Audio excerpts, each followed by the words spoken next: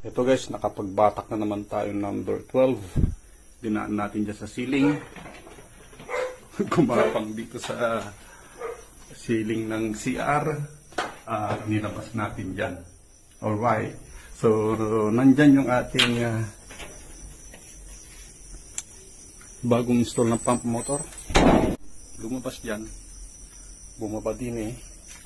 Ito yung connection natin na gauge saka kanyang pressure switch. At gumapang yan dyan. Ayan. Kung paano tayo mag-wiring mga idol. Ito na yung ating bagong pump motor. Nung napalitan, umokay na mga idol. Ayan. So ito yung existing. Ayan. Dati 1 HP. Tingnan nyo naman kung anong number to. Ayan no. Mukhang number 18. Mas payat pa yun ng black.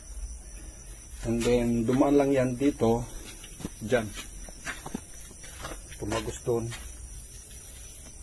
At ang likod niyan is outlet ng sumasabay lang sa 20 ampere. So binukod natin para ayan, ready for tap na naman. So dito natin siya ilalagay sa 20. Bali single pole to mga idol. So nandito lahat ng neutral.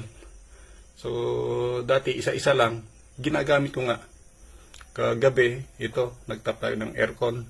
Saka aircon 1, aircon 2. Sa second floor yan. So unti-unti natin ginagamit mga idol. Last vacation natin, induction, i-separate natin. Ngayon, ito naging project natin, aircon 1, aircon 2. And then, ito ang ating pump motor. Yan, no? Bukas natin yung itap. Kung loobin, pagod na rin tayo. Alas 10 na.